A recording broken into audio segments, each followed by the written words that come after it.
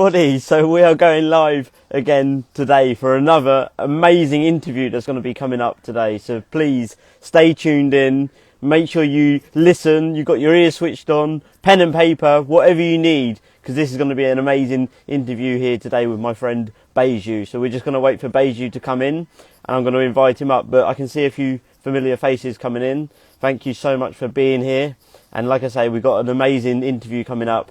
Beju's just come in, so I'm going to invite him up now and we're going to get going. So let's go.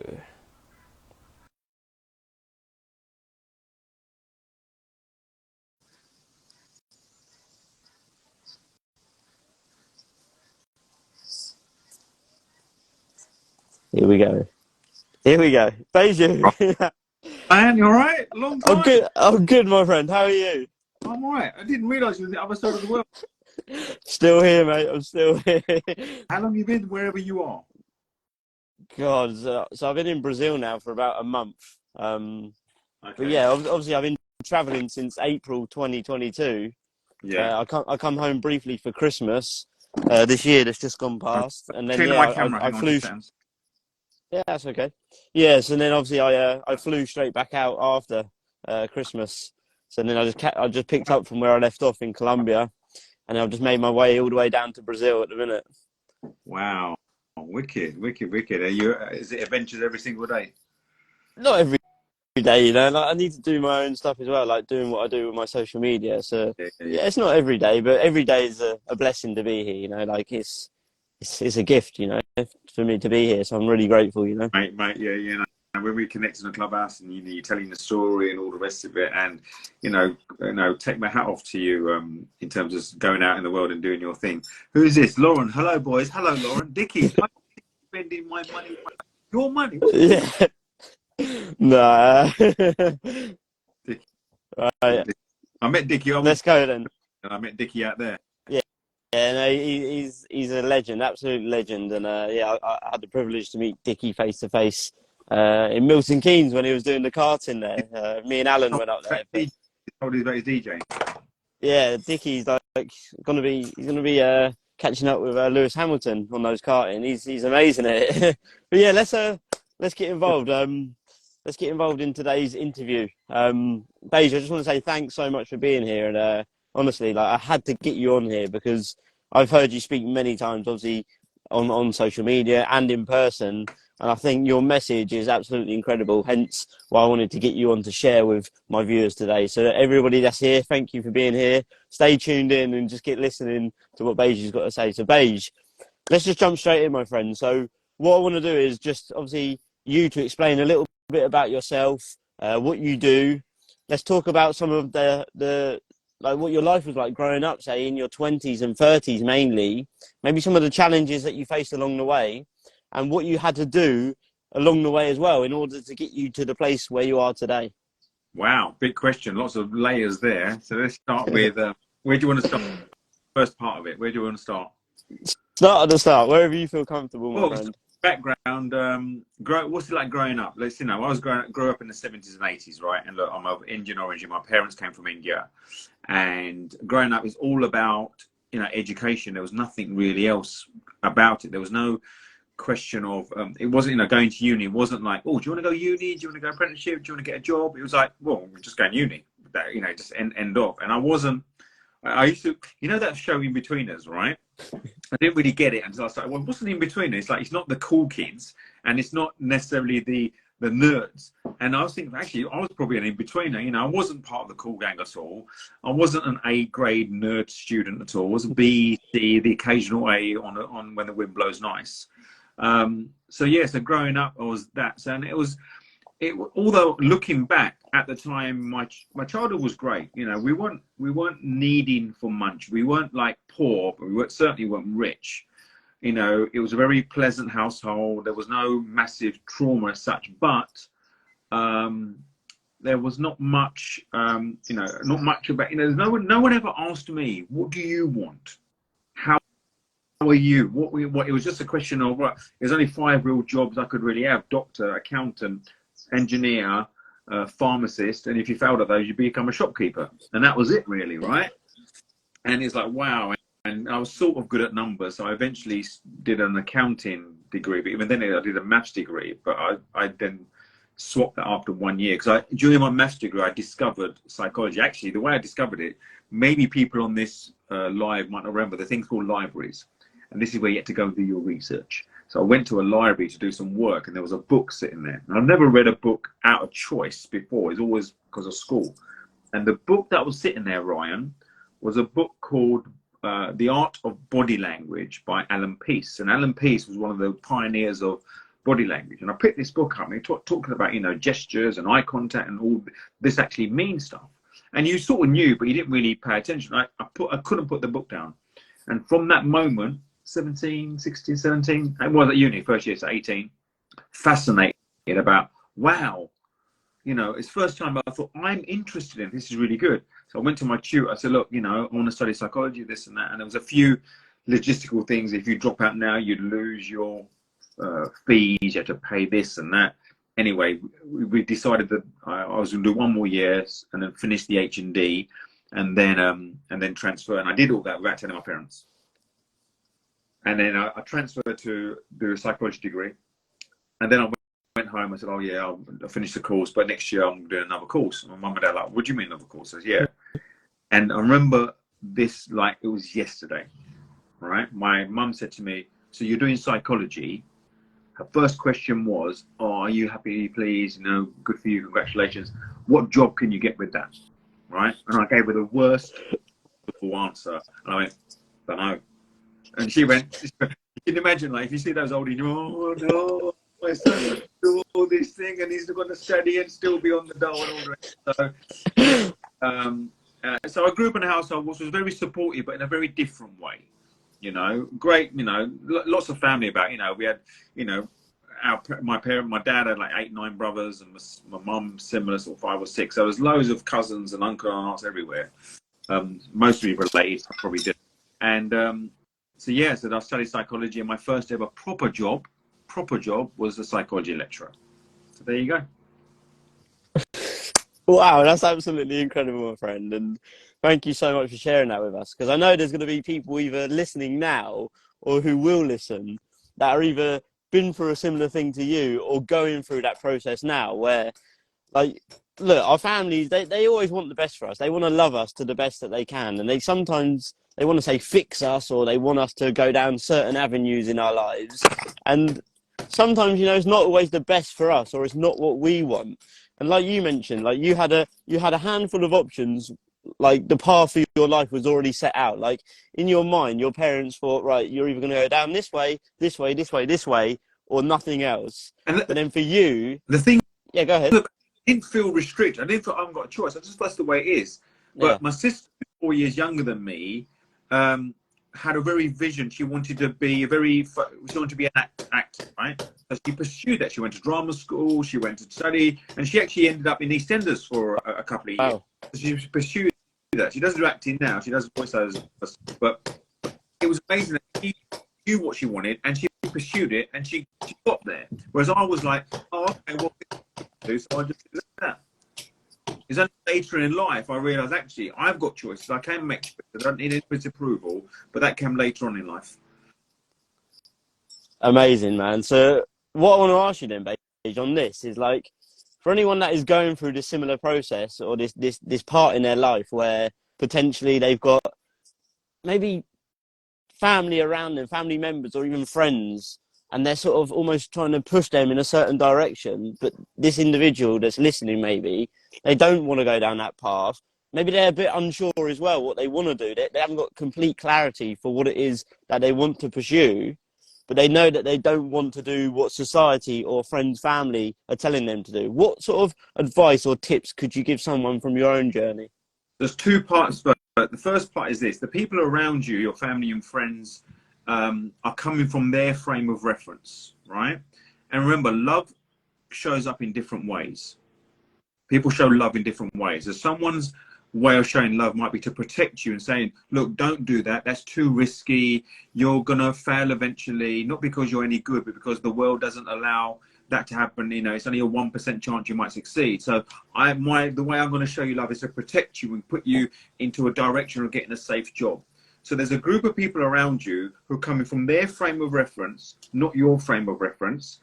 And whatever they're saying, mostly it's with good intention and coming from love. But the execution and the message of what they're trying to do doesn't work for you. So number one is understand they're not doing it with the intention of holding you down. The consequence might be that. So don't make them wrong.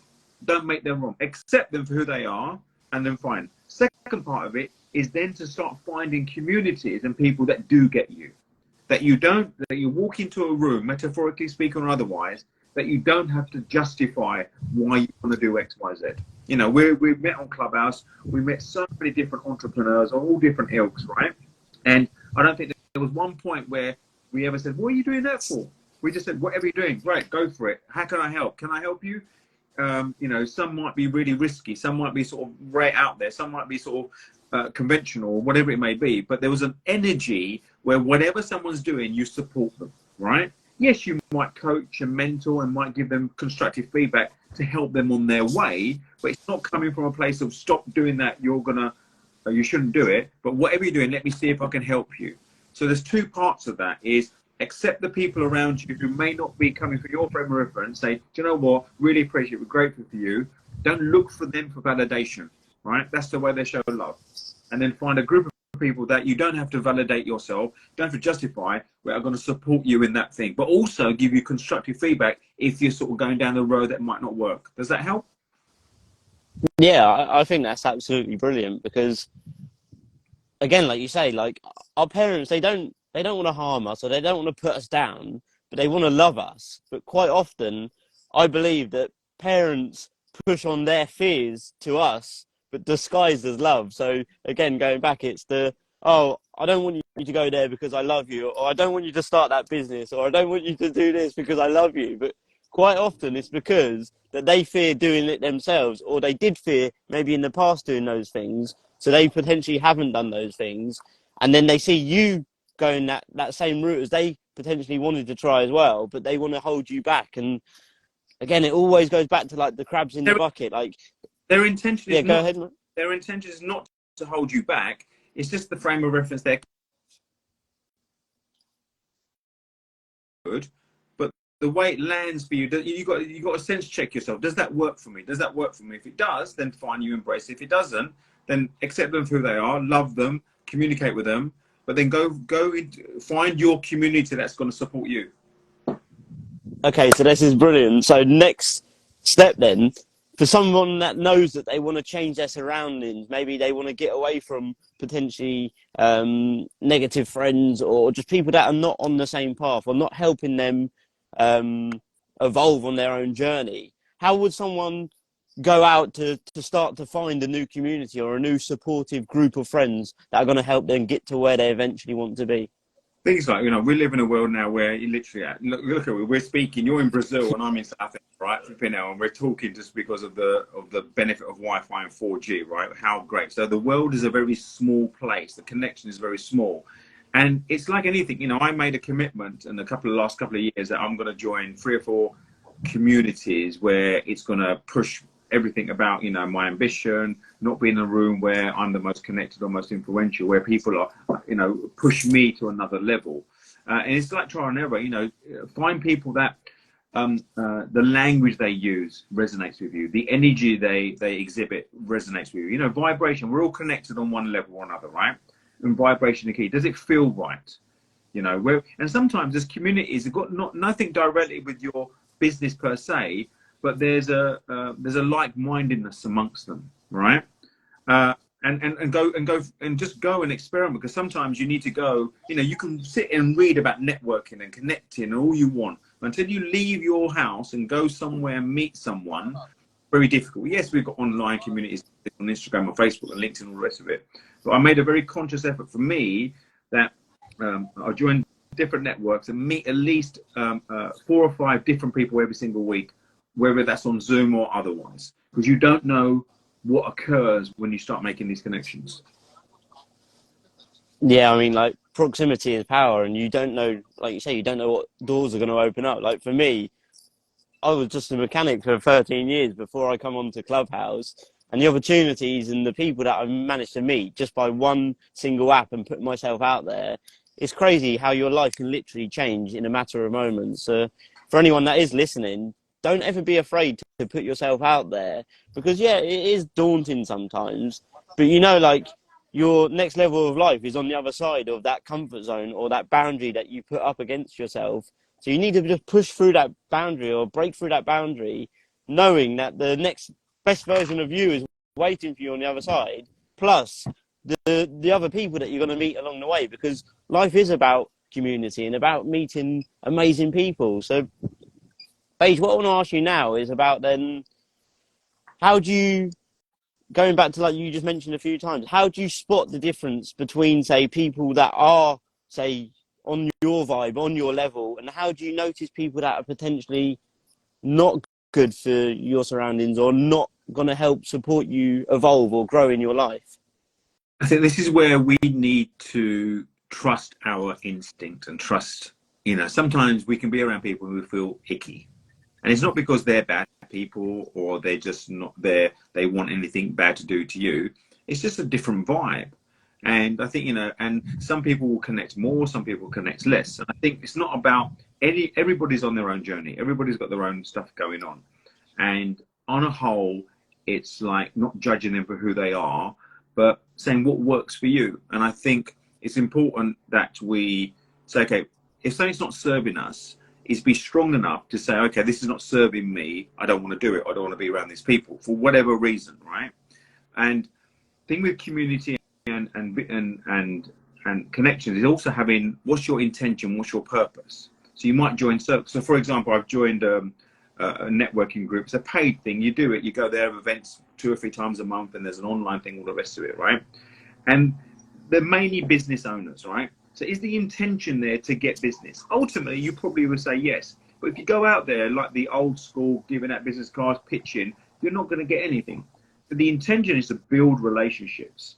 And those community, we have a common think, we're all there for the same reasons, but there's going to be some people that you just vibe with straight away, and other people you don't. It's just the way nature of things works. I think we've got to, yes, there might be a formula to, what you need to look out for. But sometimes we need to just trust our own instinct. Does it make us feel good? Does it not make us feel good? Who we want to be around? Talk about the radiators and what's it called? Radiators and vacuums. Drains. And naturally, and it's like someone talking about lead generation and getting clients and saying no to clients. Very hard to say to someone who wants to pay you money for your service to say no because you don't feel something's right. And there's a whole debate. Mate, I've got a call coming. There's a whole debate around that. So you've got to say to yourself, 9 times out of 10. Okay, let me ask you this: in your life, Ryan, how many times has your instinct been wrong? Can you remember? Again, probably not. No, never. Yeah, we can't remember. We would remember if one of our instincts was wrong, right? We went with our gut feeling about something, and we followed through with, oh, you know what? I didn't, my gut instinct said this, and I listened to it, and it was wrong. 9 times out of 10, we are. And it's about trusting that, and also okay that if we make some mistakes and we're around groups of people that doesn't work for us, it's okay to show compassion to yourself and be kind to yourself, because it's an evolving journey. Think about this, right? There are 7.9 billion people in the world. In our lifetime, we're probably only going to really meet 150 to 200,000 people, right? So there's so many individuals out there that we're not even going to come across. And sometimes we have this notion, oh, we've met every type of person. Done. So yeah, trust your instincts.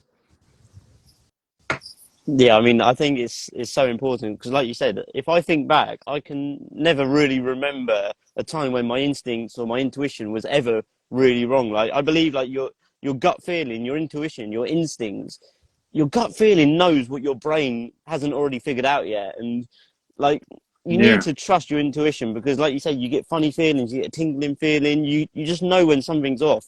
So you need to trust that and question that. and just confirm, because if you don't, you might end up finding yourself in a position where you don't really want to be. So I think that's very important. I want to go back a step or two actually as well, Beige, and say, like for you, maybe even trusting your instinct when you say broke out of the box of say doing your own thing. Like you had this traditional family, like you either go this route or this route or this route, and that's it. But then you said, no, I'm going to go this way. So obviously for you, it must have been a bit scary to go the opposite to say the crowd or the usual route in life that the normal person would do. So what I want to ask you, what made you sort of trust your own intuition, trust yourself on that path? What gave you, say, the courage or the confidence to actually go for it, even though other people were telling you that you shouldn't do it? And what could you tell anybody else that's maybe listening that wants to break free or do the opposite to, say, the masses, but they've got people around them telling them, no, you shouldn't do it? There's two parts. There was two occasions. One when I sort of broke free from the traditional education in terms of those sort of 5 professions and did psychology, which was unusual. And then I followed that path and become a psychology lecturer. And then the second path is when I left the corporate world to start my own business. What you find is there's not many people saying you're doing it wrong. You just don't get many people saying you're doing it right, support you, right? So it's not as if they get lots of people saying, no. You just don't get many people just saying, yeah. So with that, there's a whole lot that you think, am I doing it right? Am I good? Am I right? So the psychology thing, I just went with it. And then I got a job as a psychology lecturer, studied sports psychology as a master's. And then family occurred and I found this sales job that was quite interesting. I thought, let me stay there for 6 months and go back to sports psychology later. Ended up being there 9 years because I got consumed with the immediacy of the big money, the travel, the ease of life. I had 2 young children, so it was easy just to I didn't sort of put my dreams aside. I thought it was my complete choice, but it was like, hang on, this is really good. And thing with sales, if it ever goes pear-shaped, it's going to end very soon. So I thought, do you know what? It'll end soon. It won't work. But it ended up being 9 years. And then it got to a point where 5 or 6 years during those last 9 years, I talked a great game. I got introduced to coaching. I was going to do coaching. I was going to do this. But I talked a lot. Our good friend Pete Cohen was on TV at the time. He was on TV, on morning TV, doing life coaching stuff. I used to watch him in the morning, go to work. I thought, do you know what? That's what I want to do. I didn't know Pete then. He was just this sort of celebrity coach. Then eventually got the privilege to meet him later. It was only to a point where I got a really big deal at work that I earned a lot of money on this deal. And I sat in this hotel room after I closed this deal.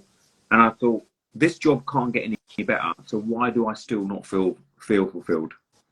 Right?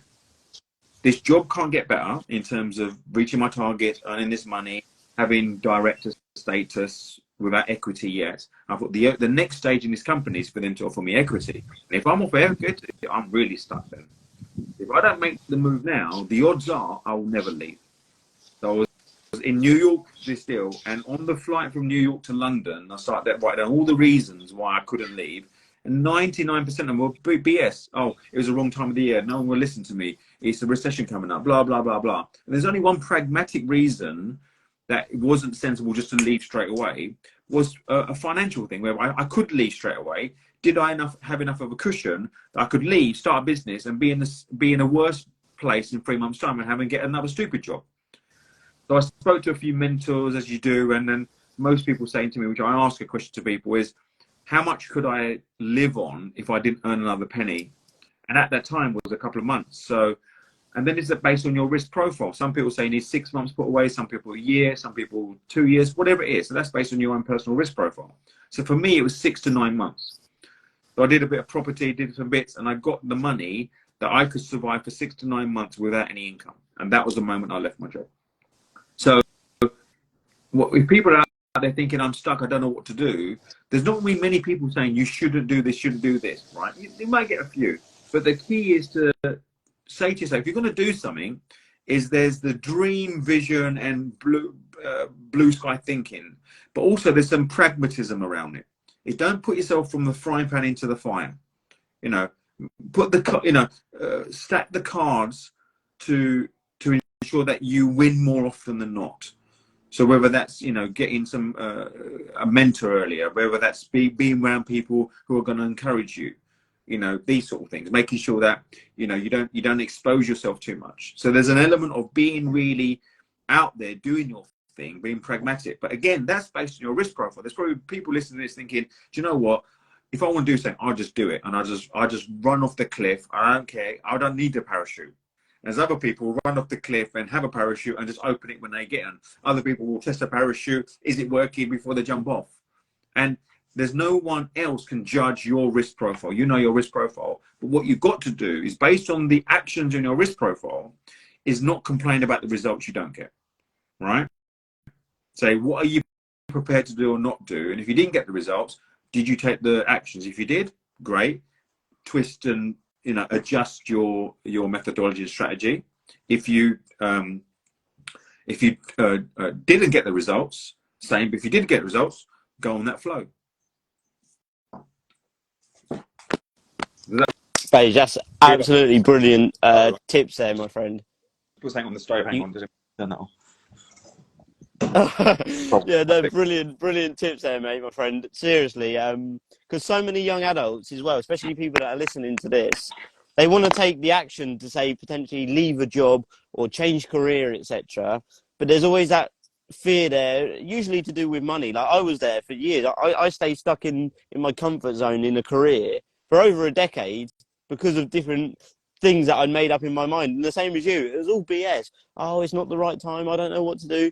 If you keep talking about it, you're just going to wind yourself up in your own head, and you're going to stay stuck in there. So that was really good practical tips for what people could take away and actually implement to make the change. And for me personally, you see all this stuff online, and people, like, you see all these little quotes that come out, like, you need to wait till your side hustle is double your wage or whatever before you. For me, that's bullshit. Like, I don't believe in that. The reason being, to double your income on your job now, doing something that you don't really know about, you need to either know a lot about it, get very lucky, or you're not going to be able to do it, because it's bloody difficult. I mean, I tried it myself.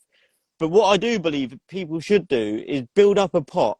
They need to buy their time back. So they need to build a pot of money that's going to, like you say, buy them a certain amount of time. And based on, like you were saying, Beige, their risk tolerance, who it is, how much you're willing to, say, invest of your money that you've had to save up yourself to buy back your time. It could be 1 month, it could be 10 months, it could be 2 years, it could be whatever. But as long as you know the numbers and you know how much you could live off, reduce your outgoings, and then you can start to create the life of your dreams. Because if not, I mean, like, there's nothing wrong with a job. I'm not saying jobs are bad, but jobs, you're there to make your boss money, not to make money for yourself. And you're not there to please yourself, really. You're there to get the results for the boss, whether you like it or not. And that's the truth. And for me, I didn't get time to even think about my dreams or my goals, because my focus was on fixing cars for over a decade, you know. So I think that's really, really good top tips there, Beige. Thank you. Oh, you're welcome. Well, the thing is, like, it's whatever you're doing and whatever decision you're making, a great question to ask: is this serving me? Does this work for me? And it might mean, you know, it doesn't mean, it's not whether it's comfortable or not. It's, is it serving me? And in that moment, if it's serving you, then carry on and then test and measure all the time. Test and measure. And one of the shifts I've made over the last 18 months or so for me is getting more money literate, if you like, understanding how money works and all the rest of it. So that, and I'm enjoying the process of that, and not being arrogant to think, well, you know, at this age, if you don't know it, then you're knackered. But understanding that more and making money, doing different things and activities and learning. You know, I've got more mentors now than I did 20 years ago.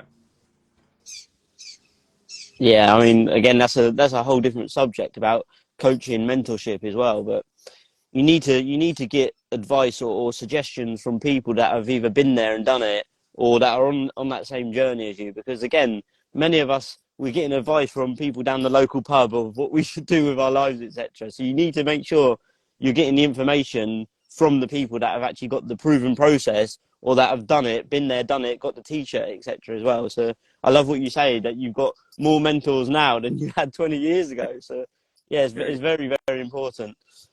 So Beige, as we sort of come into and then now slowly, I wanna break into the 5 quick questions, because I got these 5 questions that I ask everybody, and I'm really excited to ask you about these questions. So, Paige, if it's okay with you, we're gonna get going. Let's do it.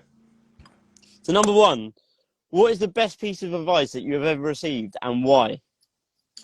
So I was thinking about this, and there's a few, but one that keeps coming up for me is it's not how many people you know, it's how many people know you. And it's not coming from a place of fame or arrogance or influence, but it's about, if people know you and want to connect with you, it must mean that you're doing something right for the right reasons, right? Whether that's in a business context, personal context, or whatever. And sometimes we have this thing about building connections and relationships and doing things. Is how many people. So Clubhouse was a classic example. We met on Clubhouse, and we were virtually on Clubhouse for every day for about 2 years, you know, on different rooms and variations, right? And there was a lot of people who come on Clubhouse who never actually spoke, which was fine, each to their own. But you often find those people who spoke more is because of the way Clubhouse is. There's loads of people off the screen that are listening, and you have no idea. And after Clubhouse, I experienced a few times. I went to different events, and there's a couple of times someone tapped on my shoulder. Oh, you're Beju, you're from Clubhouse. I recognise your voice, right?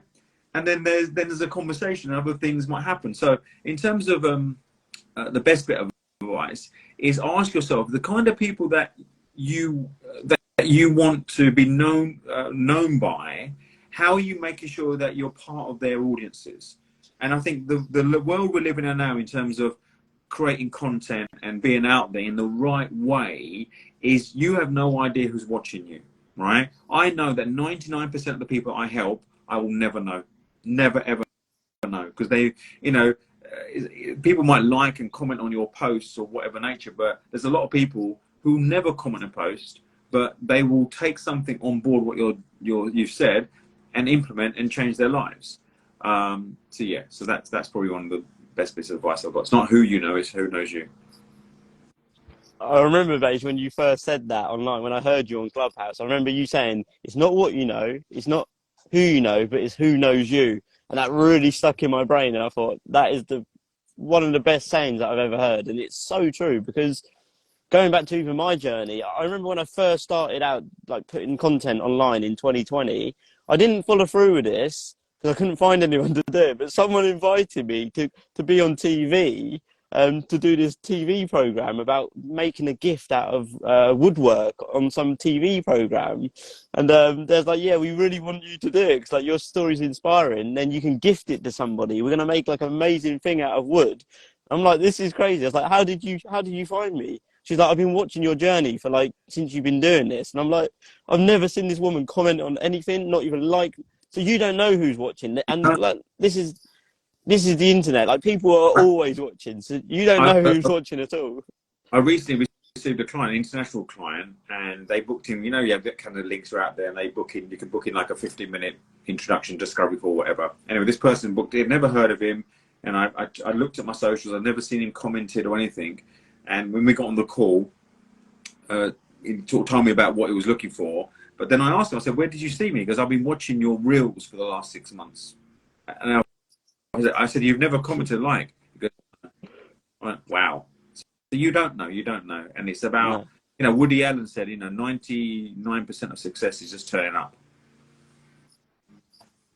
Wow, that's powerful. Yeah, I mean, it is. It's about showing up, because all you have to do in life is to say or do one thing that's going to inspire someone to take action and improve their life or want to change their life. Like, so never, and I mean never, impound your importance. So many people say, like, I don't want to start this or try this on social media or whatever, because they think that they don't have enough importance or they can't inspire someone. But you could just literally say one thing and it might spark with someone and it could change the rest of their life. And like, you don't know how important your words are. I have this thing about content, right? Is we produce content, whether we produce an Instagram static post, video, reels, whatever content we produce in whatever platform, right? Is the moment we post it, we no longer own it, right? So think about when people publish music, for example, right? When someone publishes a song, we don't listen to it so they've got another viewer or the listener and they can increase their influence. We listen to it because we get something out of the song, right?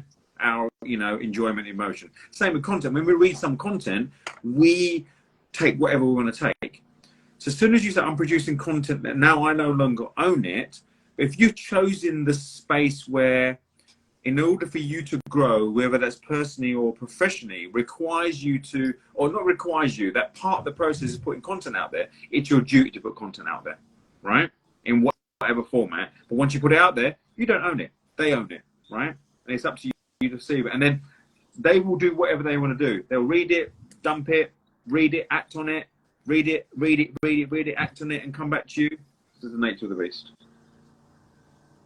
Again, that's super powerful. Like I've never even thought about it like that. But yeah, like the way you said about the music, like we listen to music because we like it. We don't care about if Ed Sheeran's going to get another award, or we don't really care about that. We like it because we like listening to Ed Sheeran or whoever it is. So yeah, that's super important. So, Beige, next question is, what was the worst piece of advice that you have ever received and acted on, and what was the result? I think especially when you're starting this journey of entrepreneurship and personal development, you go to lots of workshops and seminars, right? And the worst bit of advice is copy this, literally copy it. Just put your name at the top and name at the bottom and send it out and you'll get the same results, right? As opposed to putting your own personal essence on it and your brand and your message, all the rest of it. So the worst bit of advice is you just copy what I've done and just do exactly the same. Don't worry about your own personality, your own skill set, whatever, and you'll get the same results. And it doesn't happen. Whatever we do, we've got to take advice from people, take their models, take their strategies, take their whatever, and make sure we put our spin on it, energy on it, look, brand, whatever you want to call it. So you feel, do you know what, this is mine. So there's so much out there. There's nothing new in the world. We just rinse and repeat it. But what creates cut through in any market is when people see your energy, your essence, your brand about it. So that's probably the worst bit of advice that I got. Yeah, again, like super powerful, because for me, like what stood out there is like authenticity. Like we're all born ourselves, but most die someone else. Like I think I heard Les Brown say, like everyone's born an original, but most die copies.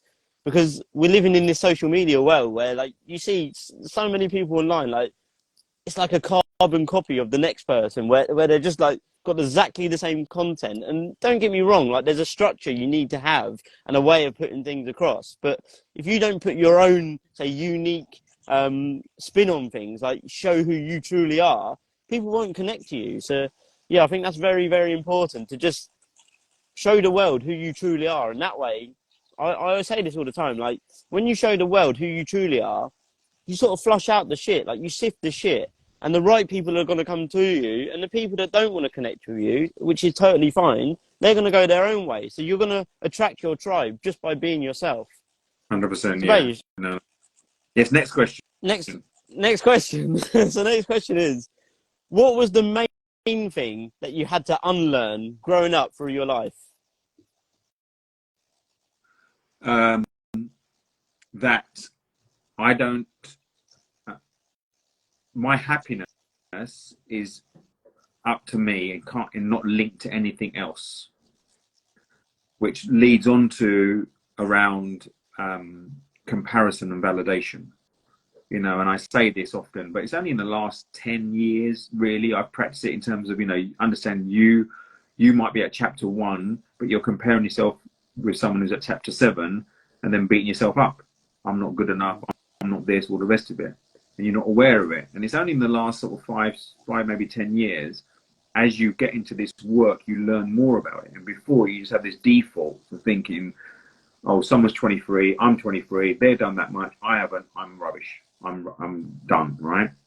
And also about happiness. How many people we've met that, is money the route to happiness? I'm not denying that if you're financially more secure, the opportunity to have the freedom of less stress, less things can contribute to happiness. 100%. I'm not denying that at all. But there's not a direct correlation, more money, more happiness. There isn't. But I will never say having more money doesn't give you more opportunities to experience life, and which means that you're going to be happy as such. Absolutely. So I think what I need to unlearn and still process. I'm much better than I was many years ago. That happiness is an inside job, right? It's up to wherever you're at, and comparison kills all productivity. Yeah, I mean, like comparison is the thief of joy, right?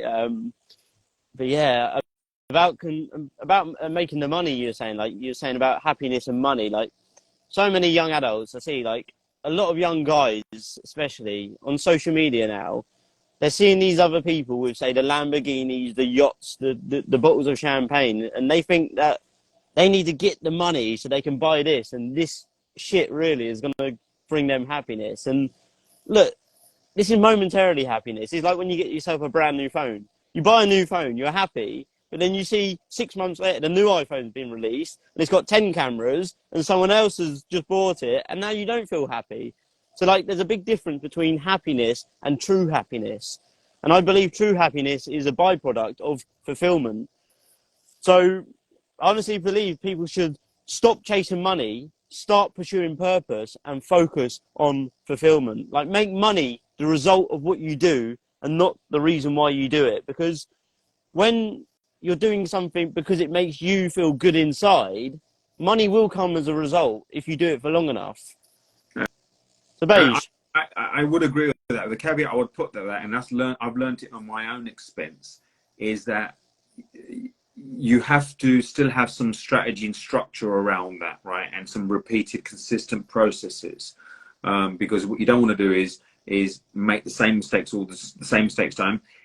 Life is not about not making mistakes. Life is about making sure you don't make the same mistake more than 2 or 3 times, right? It's learning. You know, I often say to people, the problems that you currently have in your life, are they worthy of where you want to be? Right? Don't tell me there's a billionaire out there doesn't have problems. They have, but their problems are probably different to your problems, right? So it's not about having a problem-free life or a challenge-free life. It's about the challenge that I'm currently having, worthy of where I want to be. If the answer is yes, great. If the answer is no, that's fine. So, okay, what needs to happen? What needs to occur? And that could be a business strategy. It could be a life strategy. It could be something else. But it's having that awareness and the inquiry of constantly asking yourself the questions. Matt says more expensive problems. Yeah, more expensive problems, whatever. Okay, Okay, Beige, so next. What was the greatest lesson that you learned from your most painful life experience? Look, there can't be, I say I can't be, right? I've never been, fortunately, touched wood, made bankrupt or anything, or, you know, that sort of thing, but I've had a divorce, right? And, you know, I don't know, I'm sure there's some list somewhere, the most stressful things that happen. Divorce, I'm sure, is probably up there with maybe being bankrupt or losing loved ones, you know, say the death of a child and all these things. I get that, right? For me personally, I did lose a child. We lost a child between the first one, but that was during pregnancy, so miscarriage, right? So that was quite traumatic. That was very traumatic. But the divorce was on very different levels. One level, my identity in terms, you know, because of the work that I did, it's like, hang on, how can, if I do this work and so-called help people change their lives, but then my life's a bit of a shit show. That's like, you know, it's like that really challenged me, right? So I had to really learn a lot about actually taking responsibility, whatever the rights or wrongs of what may have occurred during that process of the divorce. Is at the time I was complete victim, right? I was not taking any ownership of it. I was blaming her for this. I was saying she's not giving me a chance. And then on reflection, years later, I thought, do you know what she would have had to go through to even got to the point of saying, do you know what, I don't want this anymore. Instead of me appreciating her perspective of this, I went into victim mode. And years later, you know, you go, you know, then like I did the whole thing. I went on yoga retreats to India, got tattoos and all the rest of it, right? I did a big transformation myself. And you realize that you're doing all these things, which are great. They're great things. And you realize you're searching out there for an answer to make you feel better, right? To justify. And you realize actually, no, the justification is in the learning, accepting responsibility where you could have done better, you've done wrong, and taking responsibility for it and owning it. When you go on these sort of things, you realize all the answers are from within. But what is important, what I realize is people say the answers are within. But what I realize, if you don't create the environment externally that allows you to find the answers from within, it's hard to get the answer from within. So your external environment, whatever that's working, personal, whatever, that's why we go on retreats. That's why we go to these, 10-day thing and detox, because the environment allows you to switch the noise off, so the messages from inside come. But because there's so much noise around us, it's very hard to listen to us inside. So the outside environment is very important. So the greatest lesson I learned in terms of my divorce was realizing actually my identity is not related to other people around me. It's about who I choose to be and what then I create around that. And although I've been coaching and training for 20 years, truth be told, I've only really been practicing what I've been preaching for the last 6 years, since I did my big transformation. You didn't know me before, but I was a bit larger than this, right? And I lost 20 kilos, did a whole photo shoot, got ripped and all the rest of it. And I've kept on that journey. And the physical transformation and non-negotiables I gave myself manifested in other areas of my life. In my work got better. My relationships with people around me got better. Because the relationship I have with myself got better. All right? So I wasn't triggered as much. I wasn't reactive. Do I still get reactive? Of course I do. We're all human. We all have a line. But the awareness is higher. Self-awareness is higher. But we all have moments where it sort of falls down. So the greatest lesson was, so the divorce is really funny. It's probably the greatest gift I had. The adventures I've been on since then, would I have had without a divorce? Who knows? But all I do know is they weren't available to me before, not because there's anything physical, I just didn't explore it. And it's amazing how sometimes tragic trauma in our life forces us to do things that serve us better. And it's like all this. It's like, say we went, say we got an ache somewhere, went to the doctor, thinking, oh, it's just I just got an ache somewhere, right? And I realised, oh, no, it's like you had a situation. No, you got injured, didn't it? Where you get a brain tumour or something, and you realise, oh my God, I've got a year to live. All of a sudden, you need something outside to make you realise to do the important things. And just nature, it's a shame that we're built like that. We need something outside to say, whoa, life is not forever. We're not we're not immortal. We're all going to die. That's a guarantee. It's just a question of when. And then when you start to serve yourself in self-care, things start to occur. Very, very powerful answer to that, Vajan. I just want to say thank you. Like, so much that people can take away from that answer just there. And I honestly believe, like, sometimes your most profound periods of pain can also turn out to be your greatest gifts of growth. Like, I've had it, you've had it. I'm sure many people listening, watching have also had it as well. So just try and look for the lesson in everything, because quite often we look for the losses. But if you can switch your mindset to look for the lesson, you're more likely to be able to take those priceless life lessons to then contribute to you becoming the best version of yourself in the future. So, Beige, next question is, knowing what you know now, what one piece of advice would you give to your younger self? Goes back to what I said earlier. Don't compare yourself to anybody else. Have the courage of your convictions. Now, it's very easy to say that. It's a great, have the courage of your convictions. But think about it. Most people don't allow themselves to have the courage they can exhibit unless it comes to a point whereby there's a no choice. Conviction. Having conviction means you might have to say no to a lot of people. It means you might upset people that you love, but not the intention of upsetting them, but because of their frame of reference. And it's really, really hard. And I don't envy, someone said to me a few weeks ago, if you could choose right now an age to be, what age would you be? Right? That's a great question. It's not like, would you like to be 18 again with the same wisdom? It's like, yeah, teenagers with our wisdom, with our energy was great. If you could choose an age right now, and do you know what? I thought, what age would I want to be right now? And the age I chose was 35, 36. I thought I'm mature enough to understand the world a little bit more. There's enough life ahead of me that I can take real, what's going on. I'm 50, right? So I don't, I'm 52, right? So it's not it's like, oh, what would you choose to be? Based on what's going on in the world and still having the same knowledge.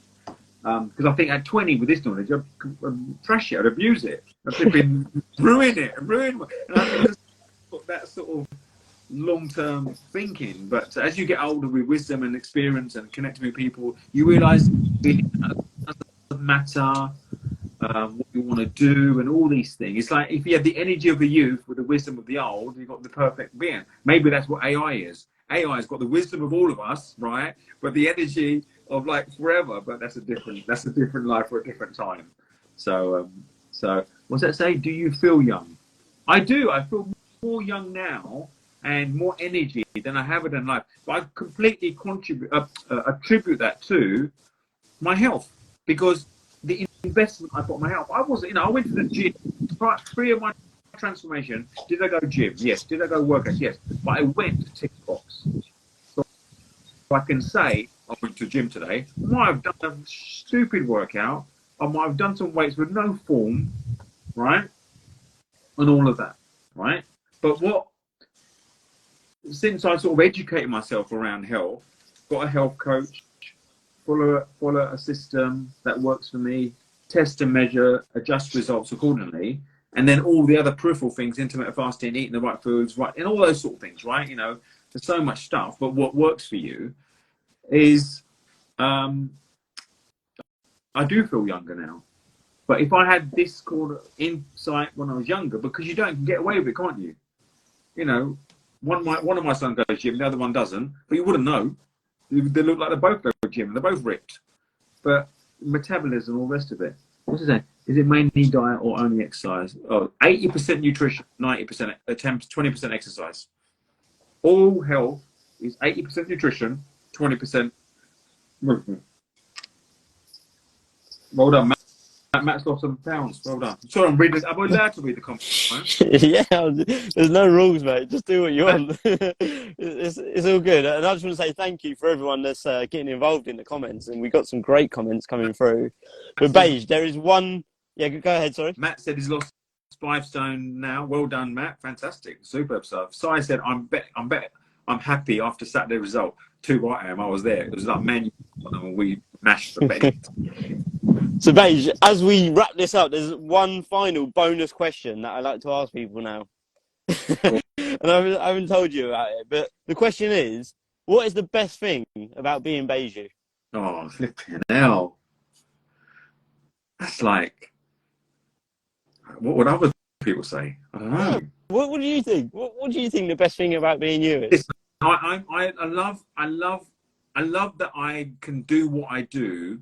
If I was, say I was a billionaire, financially free, I still do what I do. I love it might be bigger and whatever, not say better, but just bigger. But I love the wisdom I've got that allows me to communicate to others to help them be the best versions of themselves. What's Holly said? His charm. Oh, he's so kind. Right, calm down, ladies. Right, Beige, mate, this has been brilliant. So as we wrap this up now, Beige, I just want to say, thank you so much for being here. Thank you, everybody, for being here as well, staying with us with the comments. For anybody that wants to say, reach out to you, follow your journey, learn more about you, what's the best ways that they can learn more about you, my friend? Do you know what? I'm fairly active on social, on Instagram, LinkedIn, Facebook, all the rest of it. So the best way is I'm very fortunate also. I've got a very unusual name. So if you Googled my name, most of me comes up. There are Beiges out there, but not many Beiges Slankies. So Instagram is probably the most active I am, but I'm also on LinkedIn and Facebook, all the rest of it. So yeah, just follow my stuff and do what I need to do. And if one bit of wisdom helps, then I've done my job. My goal each day is to change someone's life, but I don't need to know what that is. So what that means is, like doing this live for you, somebody might watch this live, somebody might watch it later. I will never probably know in my life who that person may be, but if something that we've talked about helps them create a different perspective, take a different action, make them feel better about themselves, then I've done my job. And you've also got your book in the background, I see. Do you want to give people like a sentence about your book? There's 3 there. Look, the trilogy. There we go. So tell people, give us a brief overview. Change your game, and then you've got play your game, and then win. The change your game is all about just basically when we want to change anything. There's 3 things. There's mindset, the inner game, then you've got to have some roadmap, strategy, which is the game plan. But then the game plan, you've got to execute. You've got to take some action. That's the outer game. So my whole thing about change your game is understanding what it takes to change your game. The next book, Play Your Game, is once you've changed, you want to go out and play, right? Life is a game. Go and play. But when you play, you sometimes win, you sometimes don't win, right? The Play Your Game is how do you deal with adversity? How do you deal with resistance? How do you deal with failure? So you stay on top of your A game. And Win Your Game is a 90-day planner. So how do you execute on the philosophy of the first 2 to create a strategy over 90 days to get what you want? Yeah. So thank you everybody for your comments. Amazing. Yeah, thanks so much everybody for being here. Like, we've had some great comments, great interaction. And Beige, I just want to say thanks again, my friend. It's been an absolute brilliant live. I know people are going to take a lot away from this, and I really appreciate you for being here, my friend. Thanks for asking. Just how long are you there for now? What's your plans? No plan, mate. I'm gonna head back up to Colombia, I think, and maybe Peru as well, because they were my favourite countries in Latin America. So that's the plan at the minute, I think. Be back in the UK anytime soon? I'll probably come back for Christmas again. I don't know. Bit of roast turkey, then back out again. That's it, mate. And I'll see you there. Remember, also a little bit, right? What you're doing is inspirational for people, because whatever you went for your journey, you did your thing, and you didn't just go back to a 9 to 5, or you've got this determination. I know you've just written a book, and you're sort of getting it out there very soon. The very fact that you'll keep turning up, you don't even have to say something, and you inspire people. Yeah, I hope so. And the same with you. Like, my goal is to inspire, empower, and guide others, like through my journey. So if I can just inspire one person on anything that I do, whether it's doing lives, interviews, content, if someone can take something, they don't even need to tell me. If they're going to just watch something or listen to my voice, change their life, like for me, that's what fulfillment is. So yeah, Beige, thanks so much. And you've been such a big part of my journey as well, Beige. So I just want to say thank you so much. I'm just saying, to see some really old school people here. We've got Sharon, we've got Lauren, we've got Sue, we've got Holly. We've got 2 Hollies. I've seen both the Hollies there as well. Yeah. You old school clubhouse people there. Matt as well. Oh, Brad Burton. My mate Brad Burton's there. Vicky. Who else? I hope I haven't missed anyone out. I said Lauren, I said Sharon. Oh, my aunt's here as well. Sue. Keith, good friend of mine. Great. We should do this again. I like this. Yeah, we should do it again. We should do another one. Round 2. You're live and you join me. Sounds good. I'll get you to interview me. That's a good plan. We'll plan it in. Great. Beige, Ryan, thanks so much. Everybody, enjoy your day wherever you are in the world. Have a great day. Enjoy the rest. And we're going to speak soon on the next live. Yeah, mate. Peace out. Speak soon, everybody. Bye-bye. Bye-bye.